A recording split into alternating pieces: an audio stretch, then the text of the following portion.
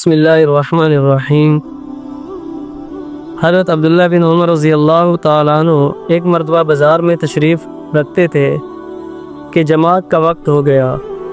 دیکھا کہ فوراً سب کے سب اپنی اپنی دکانیں بند کر کے مسجد میں داخل ہو گئے۔ حضرت عبداللہ بن عمر رضی اللہ تعالیٰ عنہ فرماتے ہیں کہ انہی لوگوں کی شان میں یہ آیت نازل ہوئی، رجال اللہ تلہیہم تجارت ولا بیع عن ذکر اللہ۔ پوری آیت کا ترجمہ یہ ہے کہ ان مسجدوں میں سے ایسے لوگ صبح اور شام اللہ کی پاکی بیان کرتے ہیں جن کو اللہ کی یاد سے اور بالخصوص نماز پڑھنے اور زکوٰۃ دینے سے نہ خریدنا غفلت میں ڈالتا ہے اور نہ بیچنا۔ وہ ایسے دن کی پکڑ سے ڈرتے ہیں جس میں بہت سارے دل اور بہت ساری آنکھیں الٹ جائیں گی۔ حضرت عبداللہ بن عباس رضی اللہ عنہ فرماتے ہیں کہ وہ لوگ تجارت وغیرہ اپنے اپنے کاروبار میں مشغول ہوتے تھے، لیکن جب اذان کی آواز سنتے تو سب کچھ چھوڑ کر فوراً مسجد میں چلے جاتے۔ ایک جگہ فرماتے ہیں خدا کی قسم یہ لوگ تاجر تھے مگر ان کی تجارت ان کو اللہ کے ذکر سے نہیں روکتی تھی۔ حضرت عبداللہ بن مسعود ایک مرتبہ بازار میں تشریف رکھتے تھے کہ اذان ہو گئی۔ انہوں نے دیکھا کہ لوگ اپنے اپنے سامان کو چھوڑ کر نماز کی طرف چل پڑے۔ حضرت ابن مسعود رضی اللہ تعالیٰ نے فرمایا یہی لوگ ہیں جن کو اللہ نے لا تلہی تجارہ ولا بیع عن ذکر اللہ سے یاد فرمایا۔ ایک حدیث میں حضور کے ارشاد ہے کہ قیامت کے دن جب اللہ تعالیٰ تمام دنیا کو ایک جگہ جمع کریں گے تو ارشاد ہوگا کہاں ہیں وہ لوگ جو خوشی اور رنج دونوں حالتوں میں اللہ کی حمد بیان کرتے تھے؟ تو ایک چھوٹی سی جماعت اٹھے گی اور بغیر حساب کتاب کے جنت میں داخل ہو جائے گی۔ پھر ارشاد ہوگا کہاں ہیں وہ لوگ جو راتوں میں اپنے خوابگاہ سے دور رہتے اور اپنے رب کو خوف اور رغبت کے ساتھ یاد کرتے تھے؟ تو ایک دوسری چھوٹی جماعت اٹھے گی اور وہ بھی جنت میں بغیر حساب کتاب کے داخل ہو جائے گی۔ پھر ارشاد ہوگا کہاں ہیں وہ لوگ جن کو تجارت یا بیچنا اللہ کے ذکر سے نہیں روکتا تھا؟ تو ایک تیسری جماعت مختصر سی کھڑی ہوگی اور جنت میں بغیر حساب کتاب کے داخل ہوگی۔ اس کے بعد بقیہ لوگوں کا حساب کتاب شروع ہو جائے گا۔ اللہ تعالی ہماری حفاظت فرمائے، اللہ ہمیں دین پہ چلنے کی توفیق عطا فرمائے۔ دیکھو میرے بھائی، صحابہ کرام نے بھی زندگی گزاری اور ان کی زندگی میں ترقیاں ہوتی تھیں اس لیے کہ ان کی زندگیوں میں دین تھا۔ ہماری زندگیوں میں بھی وہی کلمہ، وہی نماز، وہی اسباب، وہی خدا، وہی قرآن، سب کچھ ہے، لیکن ہماری زندگی میں زوال آ رہا ہے۔ وجہ کیا ہے؟ کہ ہماری زندگیوں میں دین نہیں ہے۔ آج حالات خراب ہو رہے ہیں۔ ہر بندے نے یہ کوشش کی ہے کہ یار ٹی وی چلا کے دیکھے تو صحیح حالات کیا چل رہے ہیں، پاکستان کے سیلاب کے کیا واقعات ہو رہے ہیں، کیا کچھ ہو رہا ہے۔ یہ سارے میرے تیرے جیسا ہر بندہ کوشش کر رہا ہے، لیکن کسی نے یہ نہیں تکلیف کی کہ یار یہ حالات آ رہے ہیں، مجھ پہ بھی آ سکتے ہیں، جاؤ مسجد میں اللہ سے جا کے توبہ کری، جا کے معافی مانگ لو، اللہ کے سامنے اپنے آپ کو پیش کر دو۔ اس کرنے کے لیے کوئی تیار نہیں۔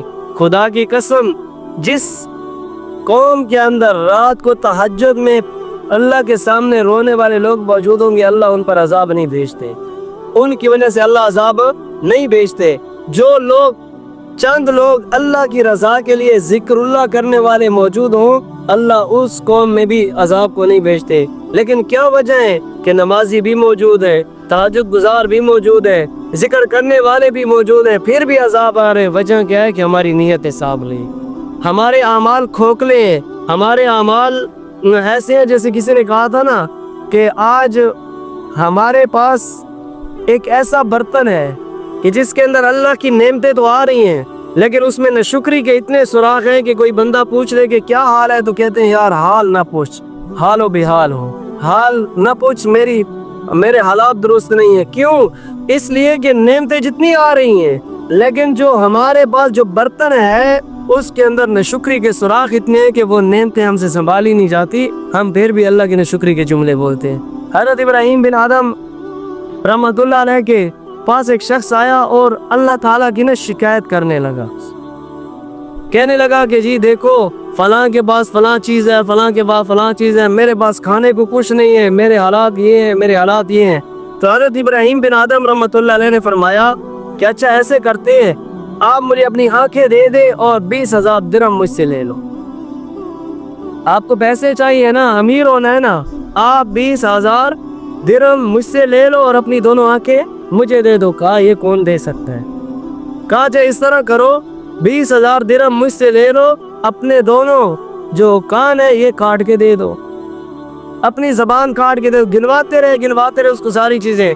कहा करोड़ों रुपए की प्रॉपर्टी जो तेरे जिस्म में मौजूद है तुझे उसकी कदर नहीं है, और सैकड़ों रुपए की प्रॉपर्टी के लिए तू अल्लाह की शुक्रिया कर रहा। खुदा की कसम आज लोगों को देख लें, लोग सेहत को नहीं ख्याल करते और लाखों रुपए हजारों रुपए कमाने के लिए अपनी सेहत खो देते हैं। दिन देखते हैं ना रात देखते हैं, बस कमाई पे लगे हुए हैं। फिर वही पैसे अपनी सेहत पे लगा रहे हो, वही पैसे फिर अपनी सेहत पाने के लिए लगा रहे होते। पहले पैसा कमा रहे होते हैं, सेहत खो देते हैं, फिर सेहत पाने के लिए पैसा खो देते हैं। ये हमारे इंसान की एक नाक़िस सोच है जिस पे चल रहा है। मेरे भाई अल्लाह ताला ने जो नेमतें इंसान को दे रखी हैं, आज किसी बंदे से जाके पूछ लो, ये जो एक आंख है उसको कहो मैं आपको करोड़ रुपए देता हूँ, एक दोनों आंखें मुझे दे दे, खुदा की कसम वो आपके करोड़ रुपए ठुकरा देगा, दोनों आंखें नहीं देगा। क्यों? उसको पता है आंखें चली गई तो मैं देखूंगा कहाँ से।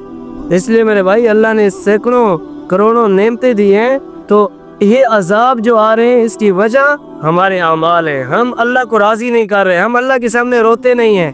आज अमाल खराब होने के बावजूद, इतने अजाब और इतने मुसीबतों के आने के बावजूद हम अल्लाह के सामने अपना सर नहीं टिकाया। कभी मैं और आप रोए हैं अल्लाह के सामने?